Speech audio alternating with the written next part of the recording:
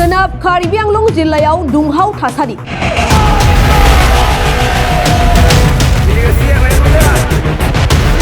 रागा जोंखांनाय सोमावसारगिरिफ्रा Karbi Anglong autonomous काउन्सिलनि CEM Tuliram रंहानि न'खौ सावनानै खहा खालामदों।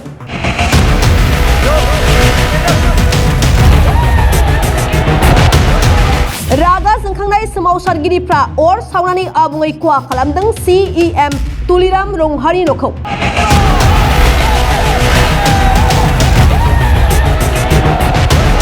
सुलुंनिफ्राय मिन्थिनो मोननाय बादिब्ला कार्बि आंलंनि केर'नि ओनसोलाव सरकारा BGR हायाव आयेन बेरेखायै थानाय ट्राइबेल नङै सुबुंफोरखौ होखारस्रांनायनि हेंथायै थांनाय माखासे सानफोरनिफ्राय सोमावसारबोगासिनो दंमोन।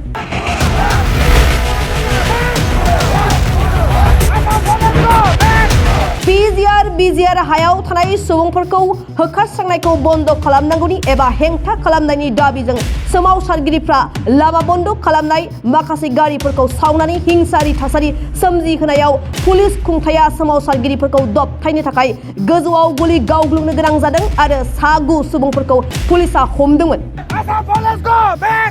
बेबायदिनो दिनैबो फुंनि समावबो फेलांपि होननाय जायगायाव सोमावसारगिरिफ्रा गावसिनि दाबिखौ लानानै उखैहाब सोमावसारदोंमोन। नाथाय पुलिसआ रायजो राजाफोरनि हांगार स्ट्राइक सोमावसारनायखौ जर जुलुमै होखारहोयो। सरासनस्रा सुबुंफोरनि सायाव बेबायदि जर जुलुम खालामनायनि जाउनाव सोमावसारगिरिफ्रा बांसिनै रागाजों खुद्रिखांगासिनो आरो केर'नि ओनसोलाव बांसिन सुबुंफ्रा थुबुर जायो आरो सोमावसारनाय आरो हस्रि खावनाया बांसिन हिंसायारि महर लायो। जोबथारनायाव रागा जोंखांनाय सोमावसारगिरिफ्रा आव थानाय CEM डक्टर तुलिराम रंहानि थाग्रा न'खौ गाग्लोबो।